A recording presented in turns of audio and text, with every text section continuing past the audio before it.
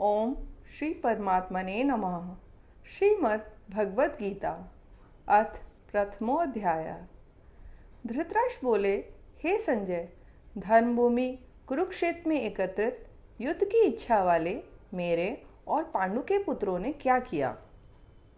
संजय बोले, उस समय राजा दुर्योधन ने व्यूह रचना युक्त पांडवों की सेना को देखकर और द्रोणाचार्य के पास जाकर यह वचन कहा, हे आचार्य, आपके बुद्धिमान शिष्य द्रुपद पुत्र धृष्टद्युम्न द्वारा व्यूहाकार खड़ी की हुई पांडु पुत्रों की इस बड़ी भारी सेना को देखिए।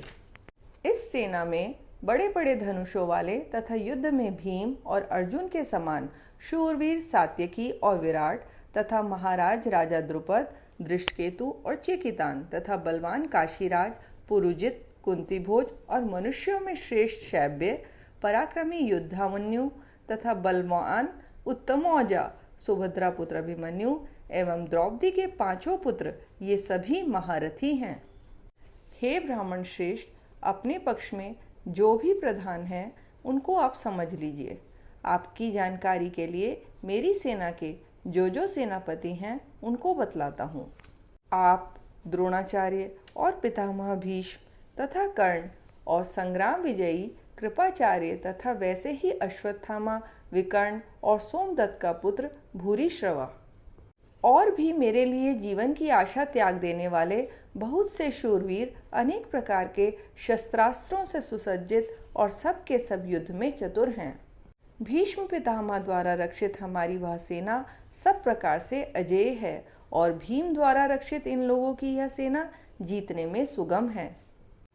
इसलिए सब मोर्चों पर अपनी अपनी जगह स्थित रहते हुए आप लोग सभी निस्संदेह भीष्म पितामह की ही सब ओर से रक्षा करें।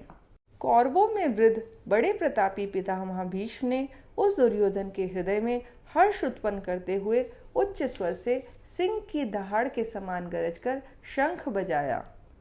इसके पश्चात शंख और नगारे तथा ढोल, मृदंग और नरसिंघे आदि बाजे एक साथ ही बज उठे। उनका वह शब्द बड़ा भयंकर हुआ।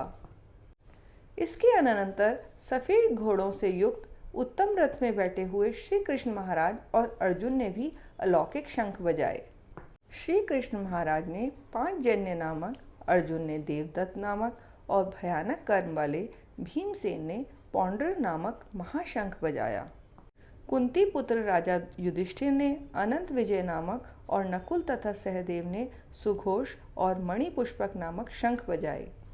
श्रेष्ठ धनुष वाले काशीराज और महारथी शिखंडी एवं दृष्टद्युम्न तथा राजा विराट और अजय सात्यकी, राजा द्रुपद एवं द्रौपदी के पांचों पुत्र और बड़ी भुजा वाले सुभद्रा पुत्र अभिमन्यु, इन सभी ने, हे राजन, सब ओर से अलग अलग शंख बजाए और उन भयानक शब्द ने आकाश और पृथ्वी को भी गुंजाते हुए धार्तराष्ट्रों के अर्थात आपके पक्ष वालों के हृदय विदीर्ण कर दिए।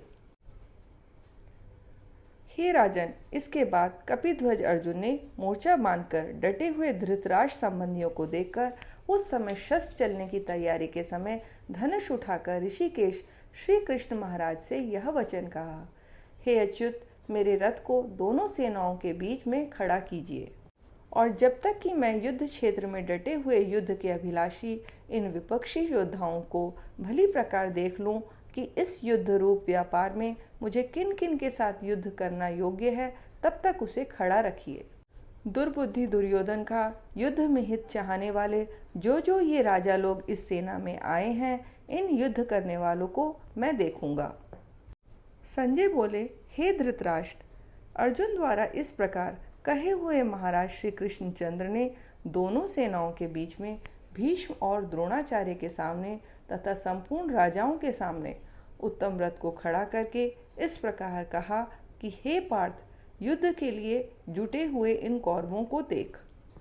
इसके बाद प्रथापुत्र अर्जुन ने उन दोनों ही सेनाओं में स्थित ताऊ चाचों को, दादा परदादों को, गुरुओं को, मामाओं को, भाइयों को, पुत्रों को, पौत्रों को तथा मित्रों को, ससुरों को और सुहृदों को भी देखा।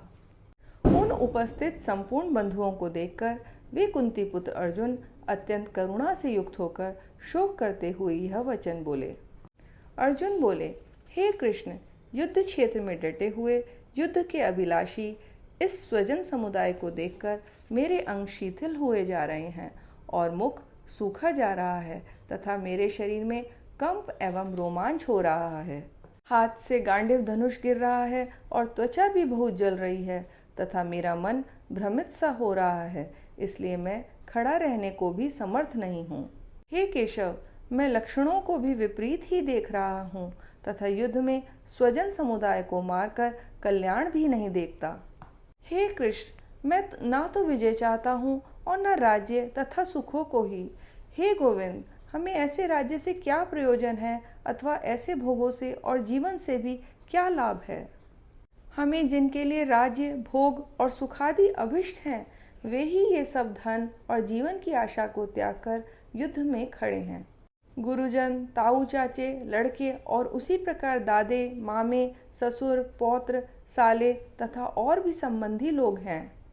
हे मधुसूदन, मुझे मारने पर भी अथवा तीनों लोकों के राज्य के लिए भी मैं इन सबको मारना नहीं चाहता, फिर पृथ्वी के लिए तो कहना ही क्या है।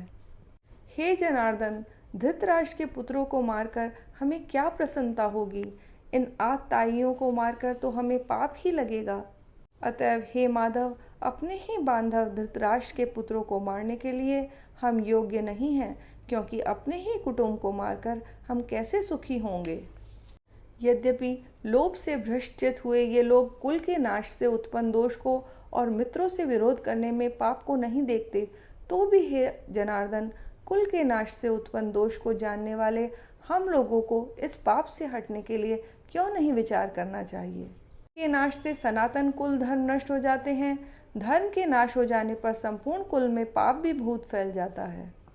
हे कृष्ण, पाप के अधिक बढ़ जाने से कुल की स्त्रियां अत्यंत दूषित हो जाती हैं और हे वार्ष्णेय, स्त्रियों के दूषित हो जाने पर वर्ण संकर उत्पन्न होता है।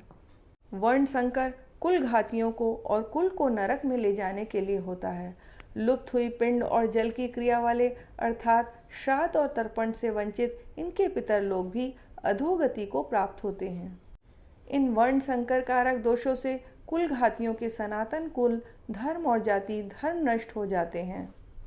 हे जनार्दन, जिनका कुल धर्म नष्ट हो गया है, ऐसे मनुष्यों का अनिश्चित काल तक नरक में वास होता है, ऐसा हम सुनते आए हैं।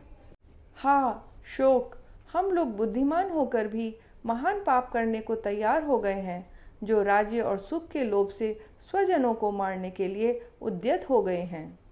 यदि मुझ शस्त्र रहित एवं सामना न करने वालों को शस्त्र हाथ में लिए हुए धृतराष्ट्र के पुत्र रण में मार डालें, तो वह मारना भी मेरे लिए अधिक कल्याणकारक होगा। जय बोले, रणभूमि में शोक से उद्विग्न मन वाले अर्जुन इस प्रकार कहकर बाण सहित धनुष को त्याग कर रथ के पिछले भाग में बैठ गए। ओम तत्सदिति।